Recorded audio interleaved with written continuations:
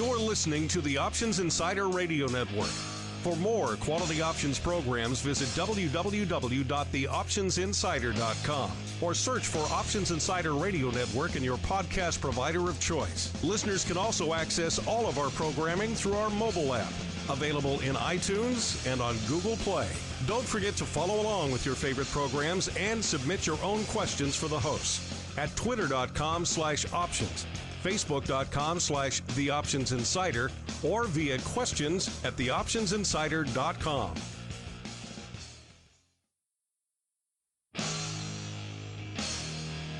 And now, it's time for the show that breaks down the options market. From unusual activity alerts to market updates and trading strategies. If it involves puts and calls, then our all-star panel will break it down. It's time to hit the option block with your host, Mark Longo from theoptionsinsider.com, and co-hosts, Uncle Mike Tosaw from RCM Asset Management, Andrew the Rock Lobster Giovinazzi, and Mark the Greasy Meatball Sebastian from OptionPit.com.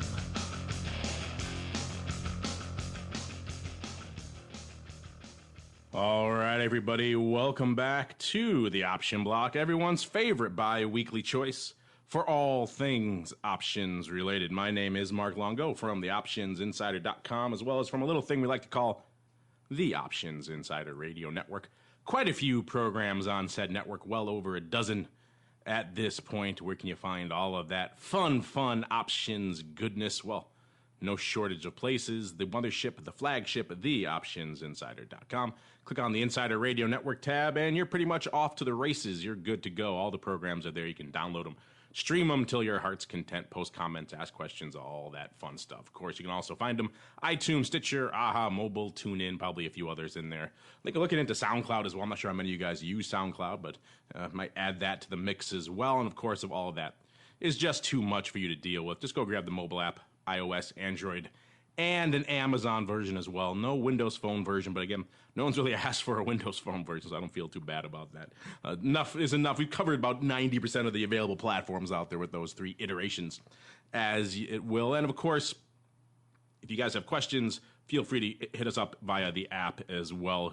Works fine via the iOS version. I'm not sure. Some people have reported the Android version. Their version doesn't have the questions and comments and feedback kind of feature. So if it doesn't, unfortunately, you have to use the old-fashioned way. Hit us up, questions at theoptionsinsider.com, or via social media, twitter.com/options, facebook.com/theoptionsinsider, or just leave us a comment or a question on the website. Again, no shortage of ways for you guys to join the fun.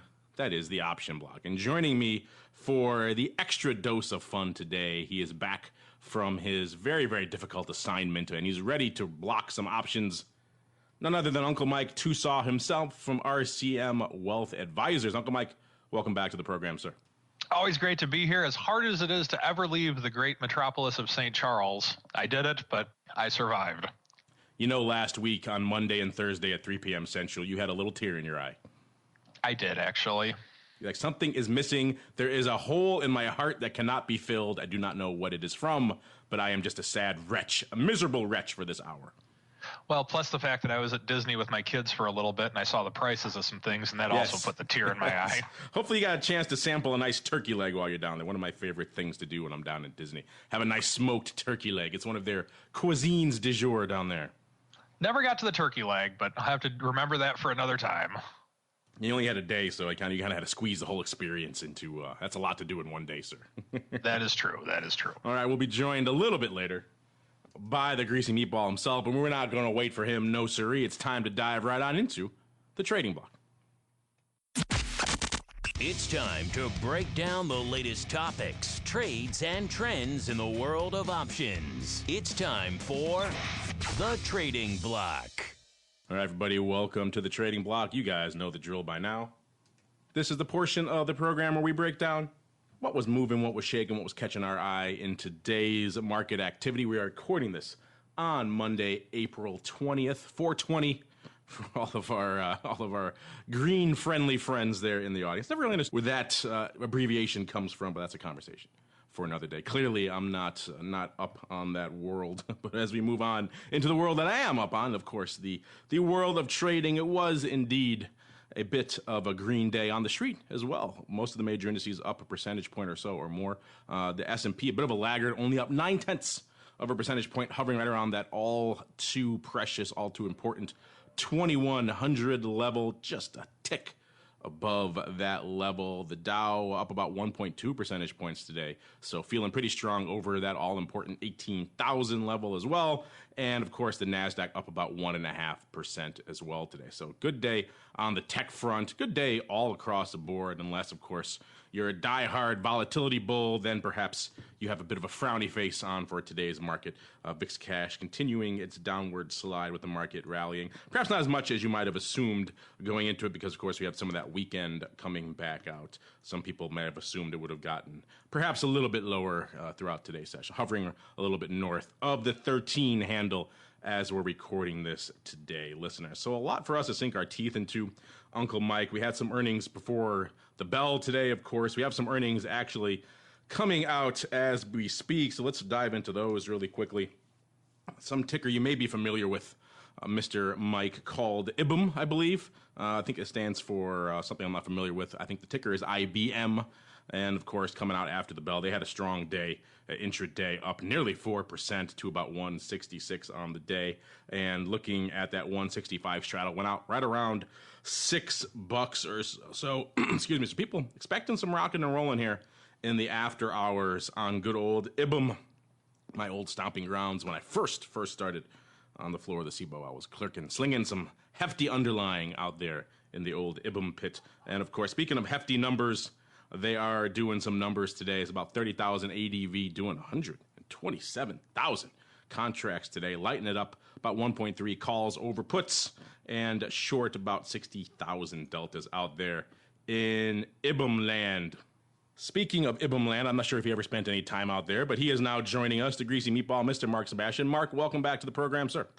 Hey, how are you? Yeah, IBM came in with a little bit of a beat, but you know, this is still such a scary name just because, you know, I bet you they wish they hadn't done all those buybacks. Let's just put it that way. But yeah, $6 straddle, my guess is it doesn't move that much. Although it moved 3.5% today. So if you bought the straddle Friday, you probably did all right. So yeah, you picked up a little bit earlier. You're smiling now. Yeah, see, I'm not sure if they have enough momentum to do that again in the after hours. Speaking of crazy volume, did you see what happened in CSX today? Walk our listeners through it, sir. All right, so CSX trades, on a typical day, they trade about 6,500 contracts. Trade about, cool, 135,000 today. 24-to-1 call to put ratio. They bought the May 34s. So they bought the May 34s about 30,000 times on Friday. They bought another 30,000 today. Then they bought the June 36s, June 35s, and the August 35s and 36s as well. So just lots and lots and lots of call volume. And, I'm not sure exactly what's going on, but, I'm wondering whether they're going to take out target by like a Union Pacific or a Warren Buffett or something along those lines. But there is something awry, something amiss in the land of CSX Corp. So you're saying someone's pretty bearish out there is what you're saying. Yeah, exactly. No, yeah, all those calls, everyone's naked call selling 130,000 times. Yeah, I'm looking at the stats here as we're talking. Yeah, this is all buying. Some serious numbers. The roof. 23-to-1 calls over puts. Yeah, vol through the roof.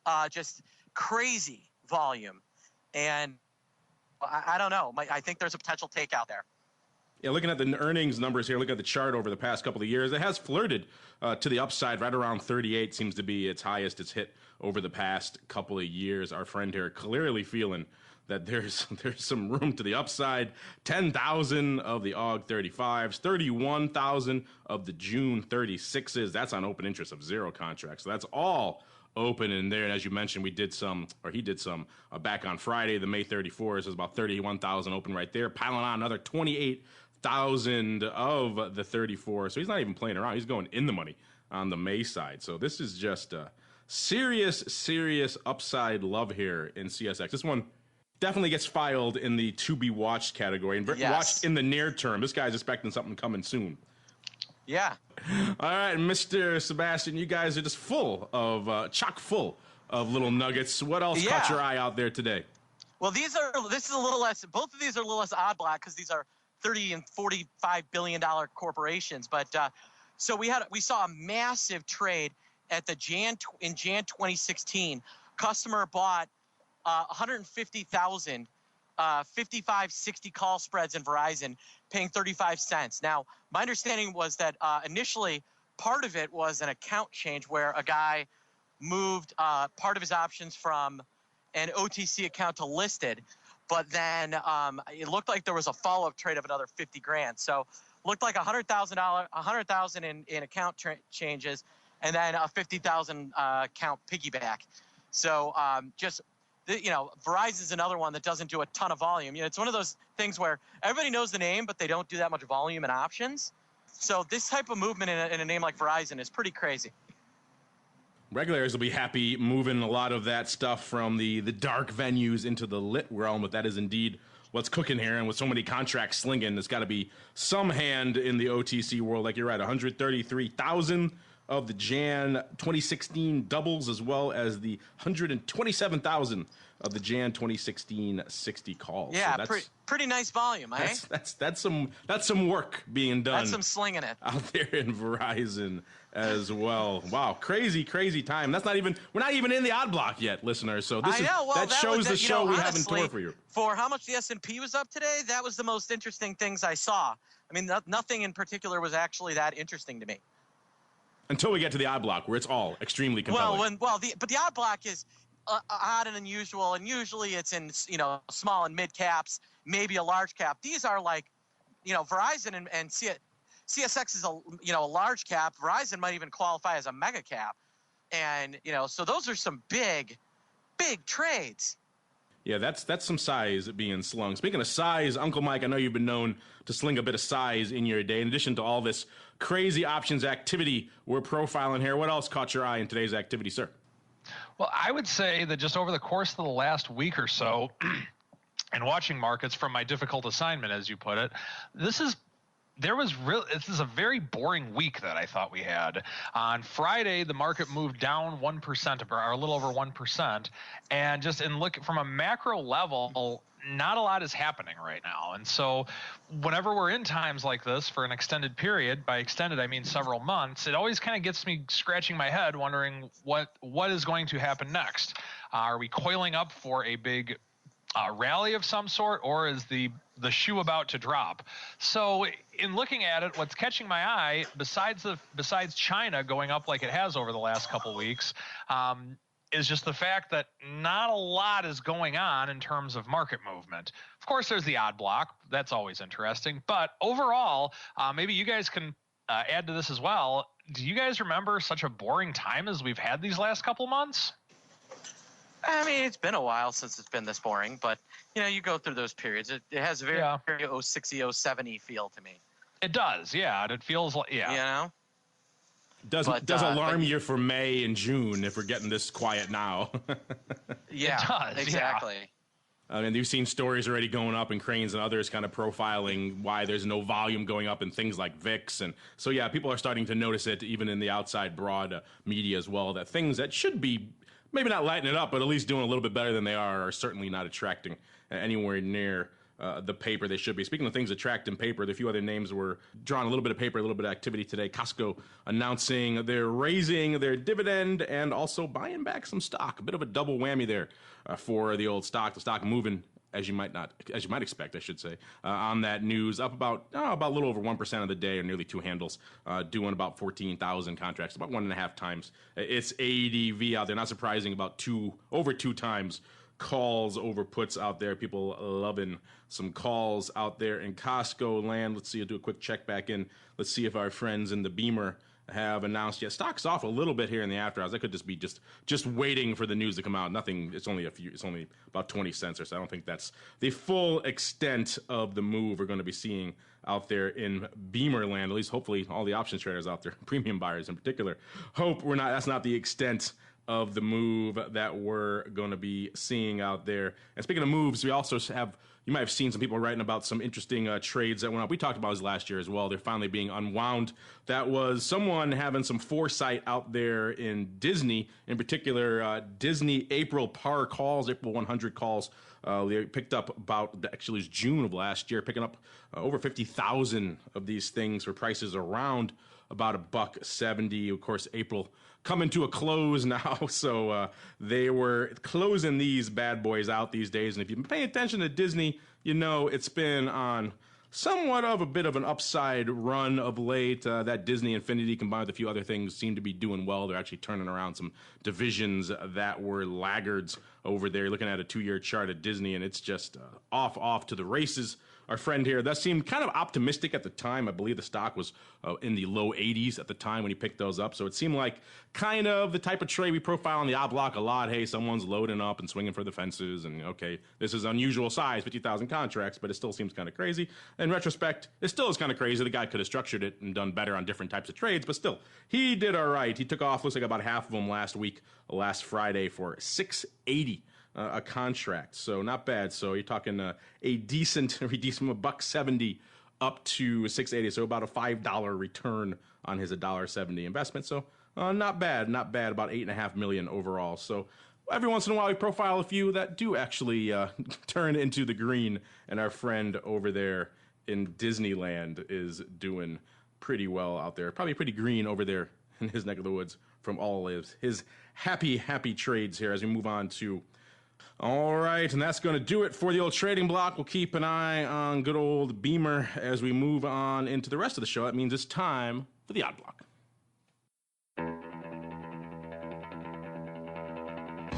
It's time to break down the most interesting, unusual, and downright questionable options activity that's been identified by theoptionsinsider.com.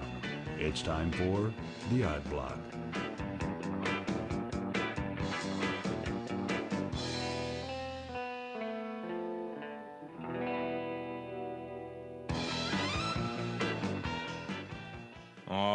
Everybody, welcome to the Odd Block. Like the name implies, this is a portion of the show we break down the weird, the wild, the wondrous, the sometimes just head-scratching paper that is lighting up the old options tape today.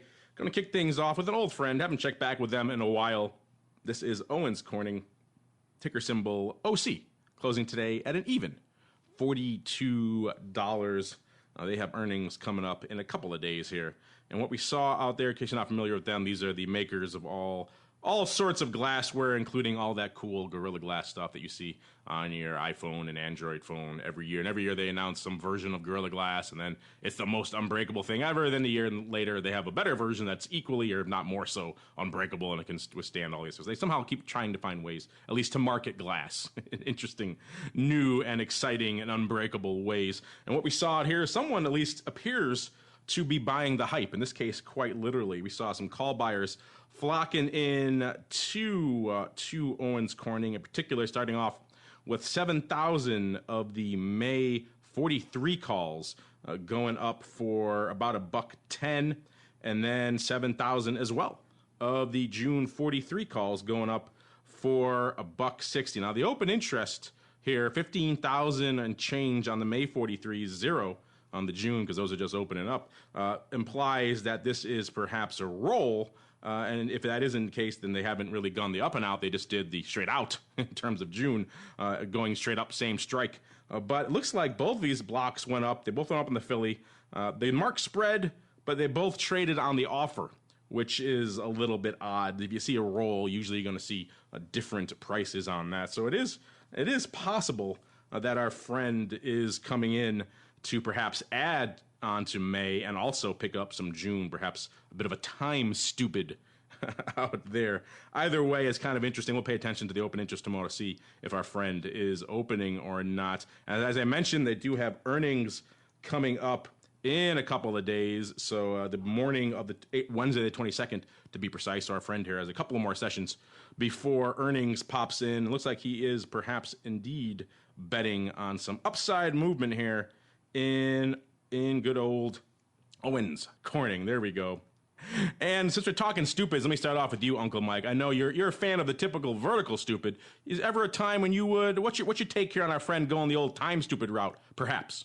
Don't know if I've ever done a time stupid, so to speak. So this one's interesting in that with the roll the way it is, and especially the way that you described how the price was actually traded. So I'm curious to see the information that they're bringing out tomorrow in terms of, or that we'll see tomorrow in the open interest as well. This one's a head scratcher. Mr. Sebastian, I turn to you. Where do you fall on this? You think it's a spread? You think it's our friend doing the very, very infrequent time stupid? What's your take here? Probably a spread, and I'm wondering whether this has anything to do. But they've got earnings. Are they doing the watch glass for the iWatch that is? I believe so. They do most of Apple's glass. So it's probably got something to do with that. Somebody's like, "Oh, if Apple orders a billion watches, their suppliers will make money, just like at Walmart." Yeah, that works out well. He's a little late to the party if that's his play. I have no idea. It could be an earnings thing. But it's definitely, it'll be interesting to watch the open interest. I doubt it. You don't see a lot of time stupids. Usually they're rolls, but they do happen. Typically they're rolls. So that's my guess. I'm cheering for the old time stupid here just because it's so unusual. I've seen I can probably count on one hand the number of those I've seen here doing all these odd blocks and odd and unusual activity we've been doing for the better part of a decade here at the Options Insider. So that would be certainly the height of unusual. That was indeed the case, even though I think I have to agree with you, Mark. I think I'm leaning more towards the old straight out, not up and out, but just straight out roll here. All right, as we move on into our next name. This is Wolverine World Wide, ticker symbol WWW. Now, not the wrestling. That'd be cool, but no. It is indeed Wolverine World Wide. They are a maker of all sorts of things, footwear, apparel, and accessories. Closing tag $32.22, up about 40 cents, or a little over 1% on the day today. This is the name that does a whopping 44 contracts a day, which is probably why you don't really hear about them on the odd block too much. I believe this is their first appearance, doing nearly 3,400 today. So size-wise, this is just an enormous, enormous day for Wolverine Worldwide, WWW. And what did we see? Did we see bulls coming in and swinging for the fences like we did in some of our other names? Did we see our usual upside love, maybe some bullish risk reversal, et cetera, et cetera? Nope, we did not see that at all, listeners. We saw some downside love, in particular the June 30 puts going up for some size. When we started profiling these this morning, we profiled the one very sizable block for this name, a block of 2,445 of the June 30 puts going up, paper buying for 90 cents. As the day went on, about another 1,000 or so seemed to have filtered in, total of just shy of 3,400 on that strike. Again, there's 56 contracts open, so not much really open here to speak of. This one's on has been on a bit of an upward tier over the past 6 months or so. So could be our friend here picking up a little bit of a downside spec going into earnings, or probably more likely a bit of a stockholder saying, we got earnings coming up on the 28th next week. Perhaps we'll put a little bit of protection in our back pocket. We'll start with you, Mr. Seabass. Where do you fall on our friend gobbling up these puts? You fall in the stockholder camp, or you more of a straight-out earnings play speculator camp? Stockholder. My guess is that they live in like Lansing, Michigan, or something like that. Because if it's named Wolverine, it's got to be Michigan-based, correct? Probably. Well, hold on. If it's Lansing, Michigan, though, that's where Michigan State. Oh, you're right. I'm sorry. Ann Arbor. You're right. So they're probably some resident of Ann Arbor who started a clothing company and said, "Oh, I'm going to name it after the University of Michigan because I love the University of Michigan." And then it's turned into a massive clothing company, and now they said, "Oh, look at all this money I made. I'm going to hedge myself." So, Michigan grads are smart, and that's a smart move when you've made a lot of money. So go blue. There you go. I'm not familiar. Leave it to Tosaw to know all of his college football locations, sir. Well done. He can be counted on for certain things, Apple News, football-related information, lots of things in his neck of the woods there. Speaking of which, you hear Tim Tebow's going to sign with the Eagles? That's what I'm hearing. There's going to be the Tebow Neal at the Eagles. There you go. It's back. Neal, Eagles, Neal. That gives a new meaning to the trading block. We could have had that in the trading block there, Uncle Mike. I know. Well, you got to love Eagles fans because they have the ability to spell the name Eagles, just like Jets fans. I mean, there's two great fan bases that both know how to spell the name of their team mascot. I haven't watched an Eagles game since they had Randall Cunningham back in the day, and he was actually something to watch. At the very end, they literally go EAGLES, Eagles. It's very similar to JETS, Jets. The only difference is the Jets fans, after they spell 4 letters, they need to say Jets 3 times. Are you mocking all of our? That's a very specific mockery, sir. It's like you've been to an Eagles game recently or something. Well, I went to school in Philadelphia, and I have a special distaste for Eagles fans. I thought that was coming from some deep-seated area somewhere, and now I understand. Oh, yeah. Before we get deep into his hatred of all things Philly cheesesteak, let's move on into our final name here on the old odd block. This is Spectra Energy Corp. Ticker symbol SE. Closing today, $37.95, just a hair under $38. Up a little bit on the day, up modestly on the day. It's something that does about 3,200 contracts a day, doing a little bit more than that, doing nearly 8x to the tune of just about 24,000 going up in good old Spectra Energy. And it was a bit of some call love today, about 3-1 calls over puts. Let's tell you what caught our eye out here, starting with a little bit farther out in September. In particular, the SEP 41s started drawing our attention. We profiled the block going up this morning on the website of 8,053 of the SEP 41 calls going up for 55 cents. Looks like paper selling.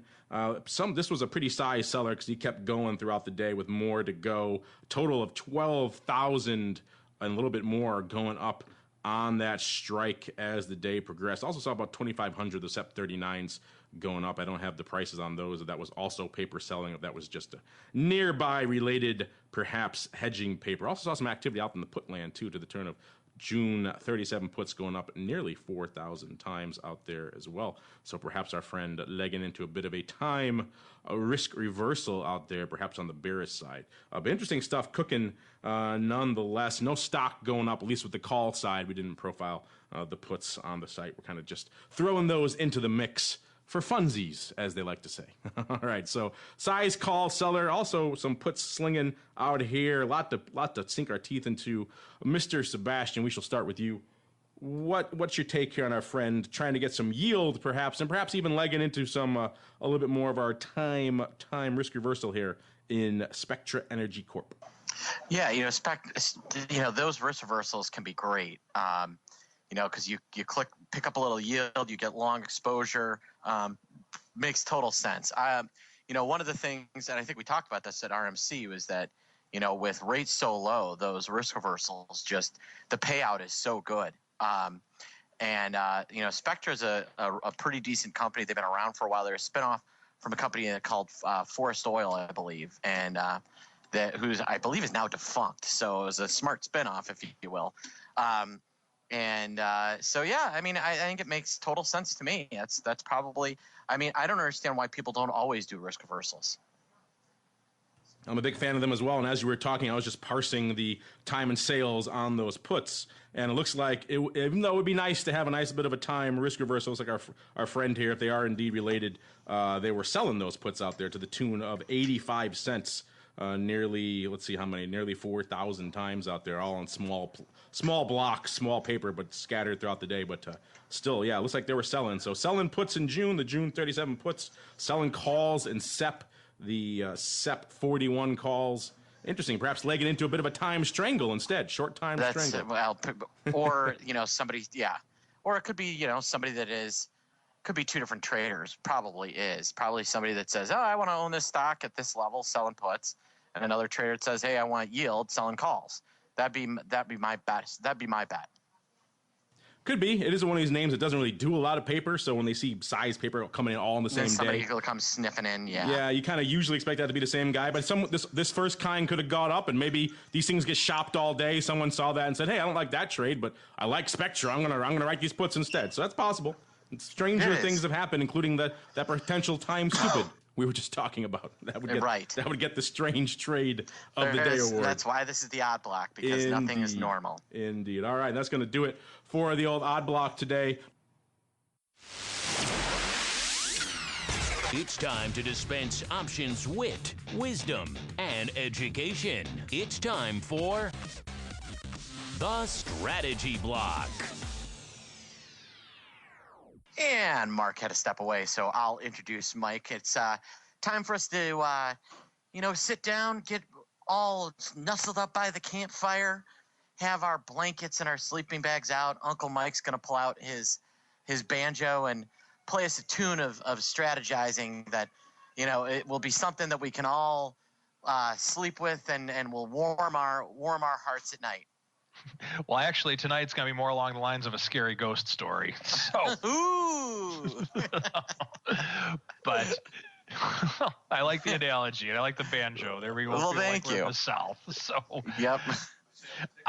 What I want to go through today, ladies and gentlemen, is what if the market goes down? I know I've been saying this for a long, long time, but it is possible that the market can actually go down. I know I've said this statement before: never in the history of the entire stock market has there ever been a better time to sell than right now. We're at least within 1% of the all-time highs. And so I'm actually bullish on the marketplace. However, I think that now is a great time to heed caution for a variety of reasons.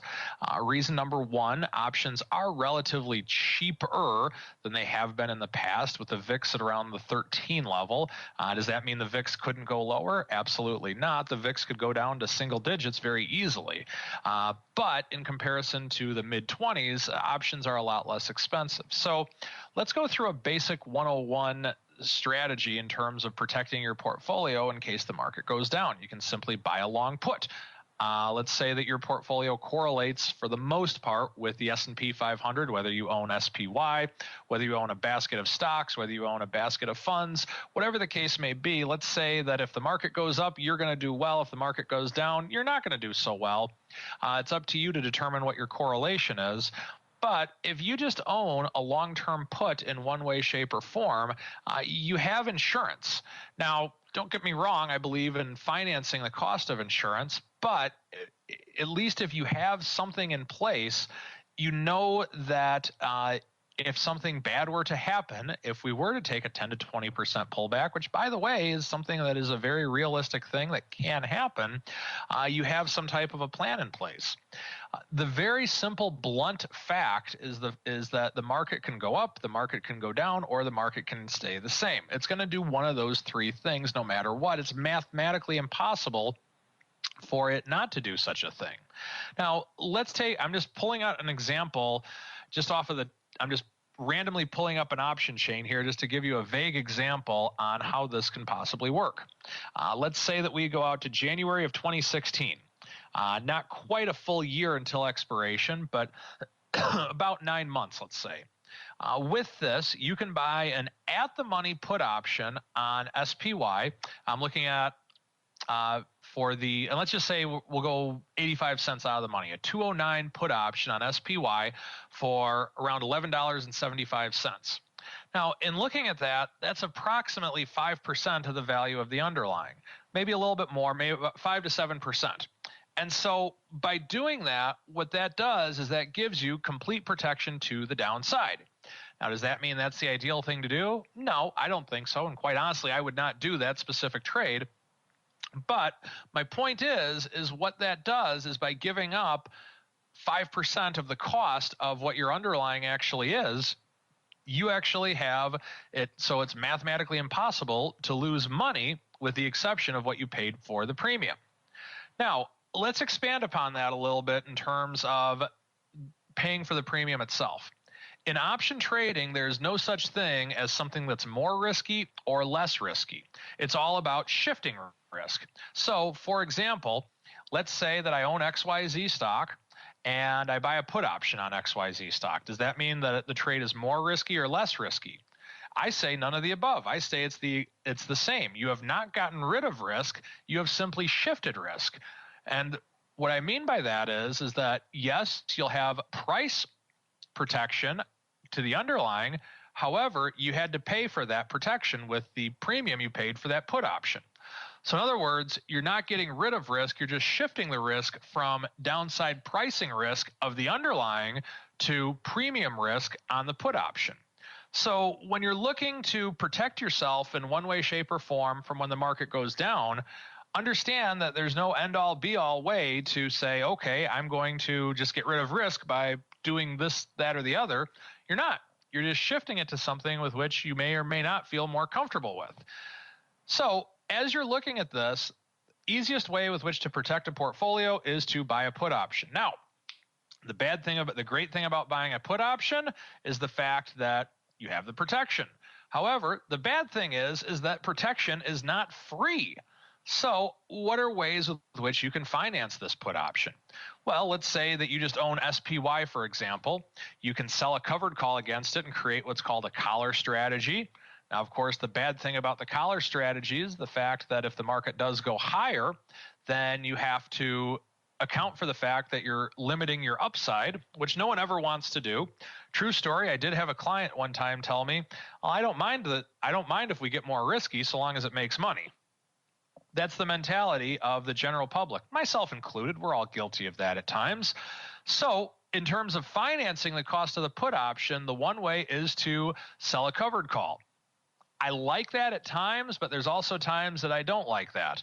On something like Apple these days, now I would be, even though I don't have one going into the earnings, which I'll talk about a little bit more on Thursday when we get a little bit closer to the earnings, now I would be more inclined to use a collar on Apple and limit the upside because we're at the higher end of where Apple's historical price has been. However, back when Apple was in the mid 400s, back before the split, at that point in time, I was not a fan of the collar. And when we got back into Apple, those of you that have listened to the show, we typically would use a put option and we would use additional money to actually finance the put option by selling short credit spreads against it or by using calendar spreads and just trading in and out of them. Whatever the case may be, we would use things like that to finance the cost of the put option. Now, the final thing that I want to mention, if you are looking to finance your protection to your portfolio, is have the mentality that it is not your job to protect the portfolio. That's the way I look at it with my clients. It's not my job to protect it. It is the job of the long-term put option to protect the portfolio. I'm not smart enough to protect a portfolio. I simply let the put option do its job. What my job is to find a way to finance the cost of that protection. And by doing that, you have to be very mindful and pay close attention to the movement of the underlying. You have to pay close attention to volatility. What month would work the best? What week would work the best? Very seldom do I ever do the same strategy constantly. Some people say, oh, I'm a bull put spread specialist or whatever. I'm not that person. I'm a whatever works specialist. And so if we're in a market like right now and you're looking to finance your protection one way, shape, or form, currently, I am just simply long premium. And what I'm looking to do probably over the course of the next couple of weeks on the macro level is to use calendar spreads and trade in and out of them in some way, shape, or form as a means of financing. So with that being said, what I'd want to recommend for today is, number one, have a plan in case the market goes down. Folks, we're close to all-time highs. Now, I think we can go higher, but if you've been in on this market for the last couple of years, you've had a good run. Don't be stupid. Take some caution in some way, shape, or form. Second thing that I would want to mention is have a plan in terms of how you're going to finance that protection, and what's even more important, why you're going to finance it. Why do you feel that you need to finance it? Do you feel that the stock's going to go higher? Do you feel that volatility is at such a level to where it's justified to buy long premium and use calendar spreads as a means of financing it? Why are you doing that? And that is the strategy block for today. Well done, sir, as always. And listeners, now it's time for us to keep on rolling. We got a few minutes, so we're going to squeeze in some questions for you. Yes, it's time to check in on the mail block.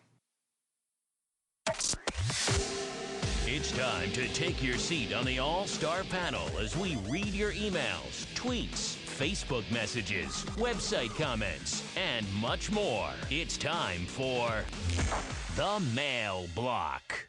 All right, everybody, like the man said, this is the portion of the program where you guys take the reins.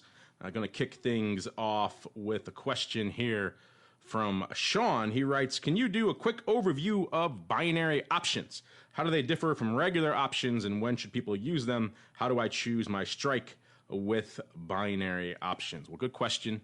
Mr. Sean, until recently, we did an interesting program here on the network called the Futures Options Roundtable with a firm called Nadex.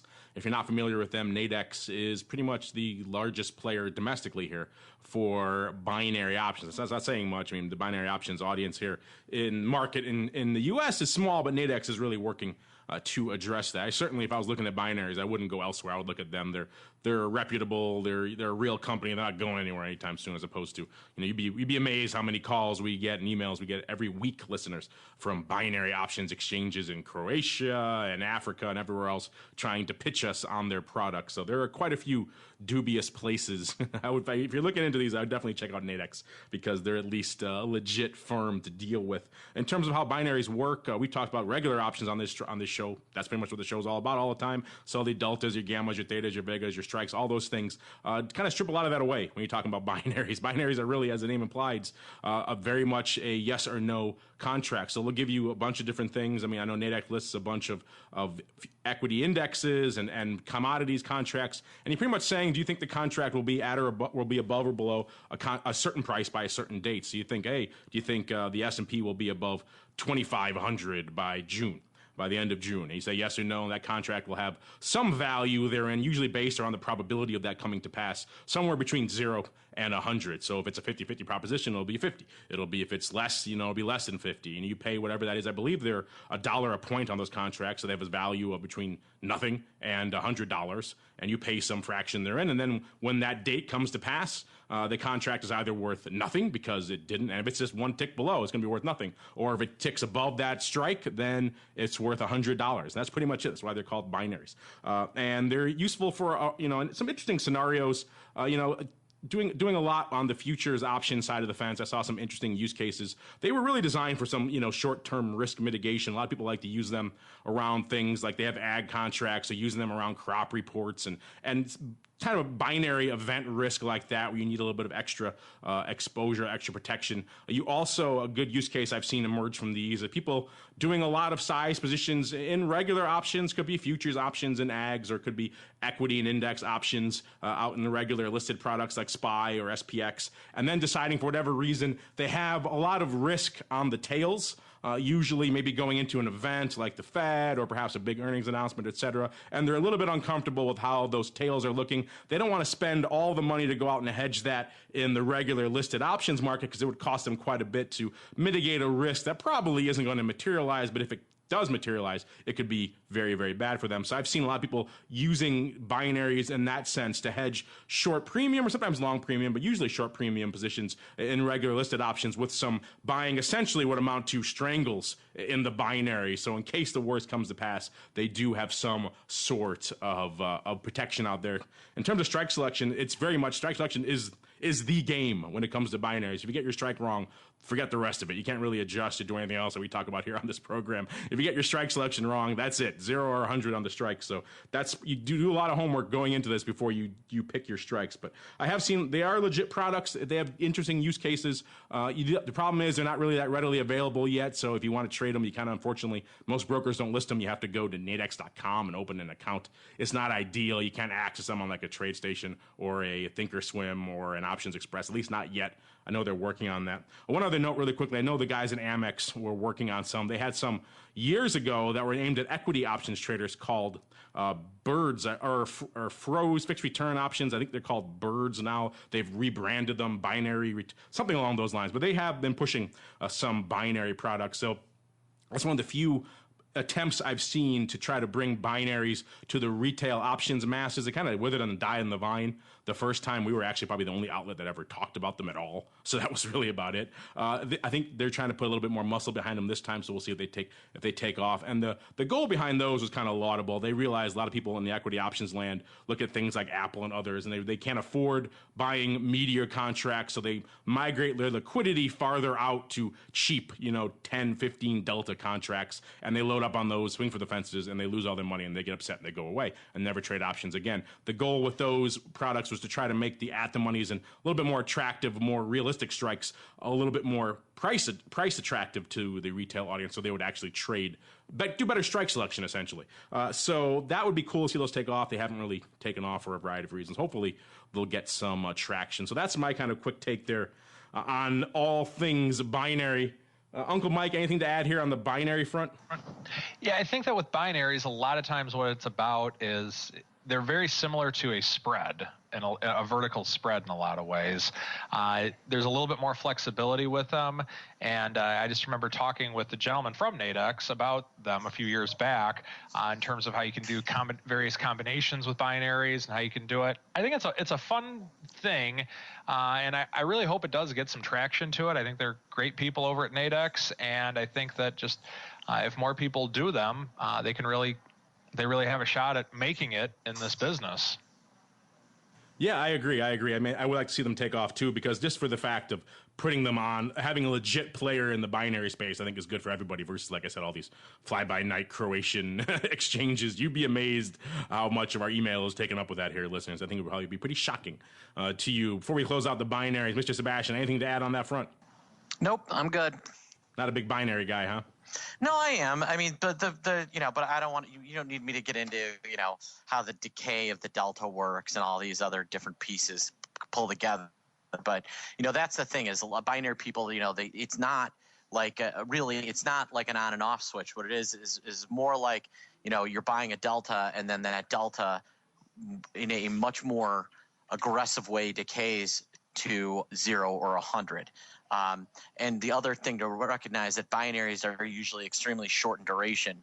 The long-dated ones on Nadex are a week, and the short-dated ones are the next day. So there are a lot of different pieces that are into the weeds that are, I think, traders really need to understand about them. One of the real problems I see with the binary space is that you can't get, they're not OCC cleared, they're Nadex cleared, so there's no cross hedging. You basically have to have, a Merrill, unless you're a market maker, there's no way to cross hedge, an expiration account versus a binary account. And those can be, essentially the same thing at certain periods of time. And, I think that's one of the major things that's holding them back, and one of the things that I think that they're moving to remedy. Yeah, they do get pretty interesting around expiration time, and you're right; those deltas get a little wonky, to use the technical term. It would be interesting if they had some more, a little more fungibility with some of the existing listed products. I think they would like that as well over there. So maybe we'll see some of those developments coming over there. In the meantime, hope that answers your question. A little bit of a round trip discussion here on binaries. Probably fill a whole episode with binary talk, but unfortunately, we don't have time for that because we have to dive right on into Around the Block.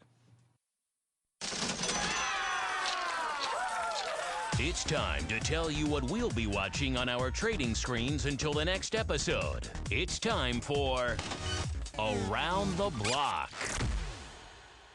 All right, everybody, welcome to Around the Block. You guys know the drill by now, so where we tell you what we're watching for the week to come. A lot of stuff to keep an eye on. Really quickly, we started off the show talking about IBM, the good old Beamer. They're up about 5.5 handles intraday. In the after hours, you said they were priced in about $6, around $6 to that straddle. Seems like if you're a diehard premium buyer out there, you're a wee bit disappointed right now because it was down a bit. It was down about 20 cents. Now it's up about 66 cents. So clearly, at least so far, it looks like the bulk of the move happened intraday.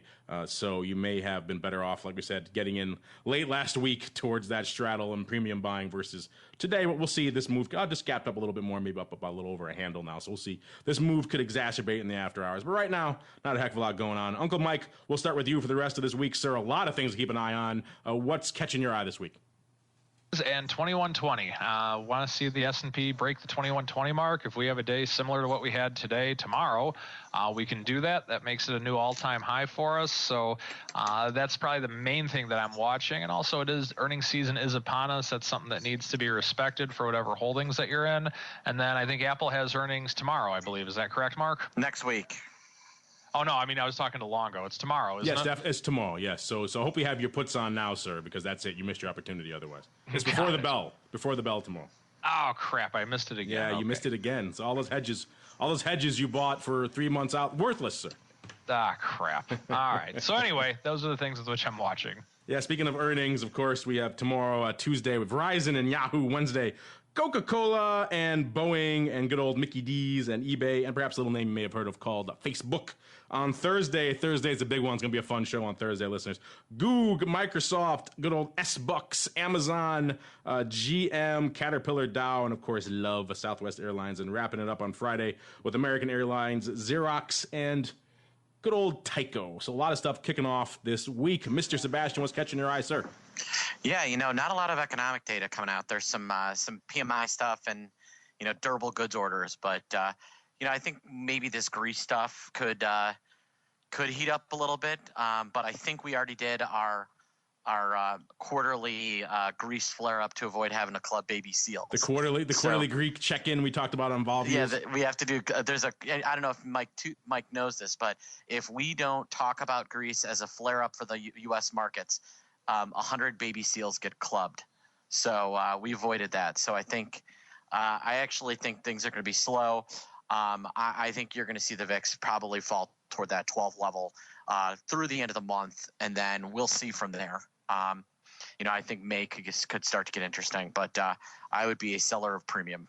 You're not expecting any rocking and rolling, at least on Thursday? Give us a little bit of love there. So many names coming out. Well, I think we'll hit those all-time highs, but in terms of volatility and premium and stuff, I would be in the sold to you camp. The Don Schlesinger sold to you camp, an infamous camp to be in, sir. Interesting call. I guess I can't really fault you given the volume numbers and movement we've seen of late. Certainly not, aside from Greece, not a heck of a lot to argue with CSX and Verizon, that'll be interesting. I'm interested to see what happens with CSX. I mean, going into earnings season, they priced in essentially zero premium for earnings, so no one out there is really expecting much from that. And like I said, Greece seems to be getting squeezed out of the market now from a vol perspective. That's kind of done.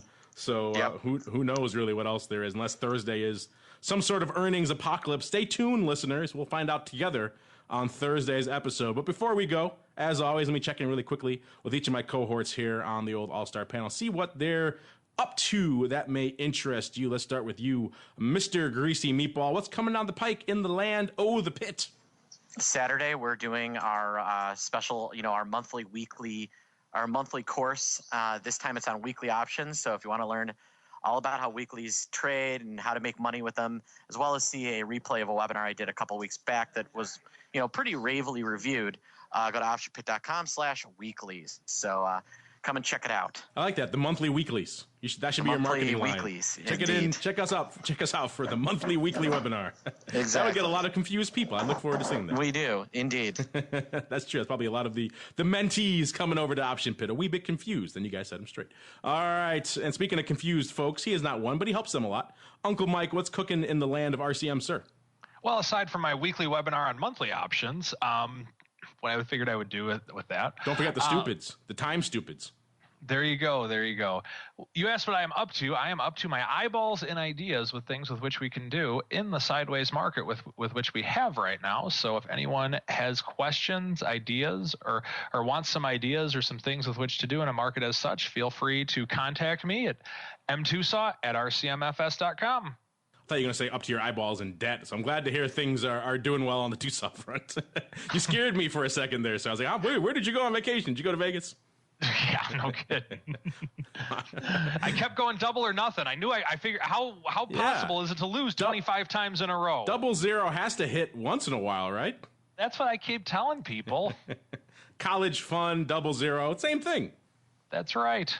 Good stuff. All right, listeners, check them out over there at RCM if you'd like to learn more. They're cooking up a lot of cool things over there at RCM in the land of futures and advisors and indeed alternatives, all things alternatives over there at RCM. If you'd like to learn more, of course, in addition to contacting Mike, stay tuned for the chat I had with their co-founder over there, Bobby Schwartz, as well. Coming to the network pretty soon, where he lays out some of the interesting acquisitions they've had of late and the things they have planned for all things RCM over there. And on behalf of Uncle Mike from RCM, as well as Mr. The Greasy Meatball, a.k.a. Mark Sebastian from Option Pit, as well as, of course, myself, I want to thank all of you out there in the listening audience for downloading and streaming and subscribing to the show. And we'll see you back on Rockin' Thursday for more episodes of The Option Block.